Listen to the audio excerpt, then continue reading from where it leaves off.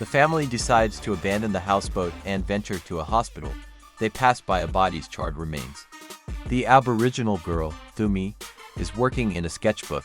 She leaves behind the picture of a man with his head in the ground, then leaves her shelter with a rabbit carcass, which she throws into a pit. Gargling is heard and she covers her ears. Andy and Kay have found a vehicle. While Andy fills the gas tank, Kay notices a yellow slime on the seat back. A zombie that is moving toward them narrowly avoids them.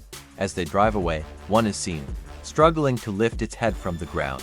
Andy and Kay change Rosie's diaper while they stop on a deserted stretch of road so he can look at a map. Andy holds her steady as she collapses off-screen, convulsing and spewing blood.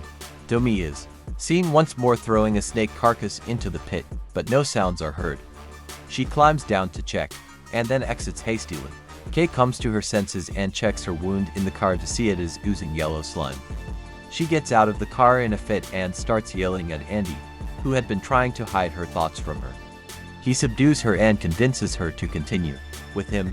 Andy breaks the door handle to keep Kay from trying to escape again.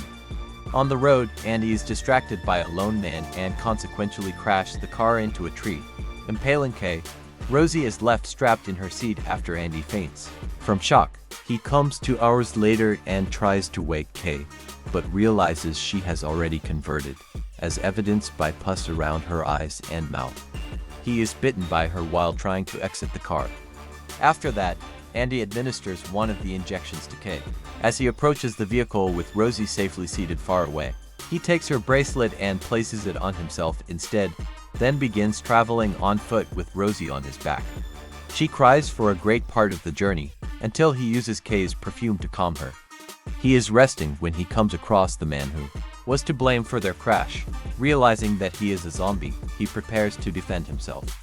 Thumi appears to dissuade Andy from hurting the man, her father, and cuts her hand with a rock to draw blood and lead him away. Andy arrives at the town he intended to reach, entering a school and meeting Etta, a retired teacher. She helps him clean his wounds and informs him that all the Aboriginal people have left the land, including many of her former students. When Andy steps outside, he observes the Aboriginals starting fires in the distance. A woman is seen calling for Thumi. Andy experiences his first seizure that evening in a hospital room. He awakens the next morning, going outside to meet Etta, who tells him to seek a man named Willie, Thumi's father, to take care of Rosie. She explains that Aboriginal hunting parties started the fires with the intention of purify the land. By eliminating zombies they encounter, Etta warns Andy to stay out of their range.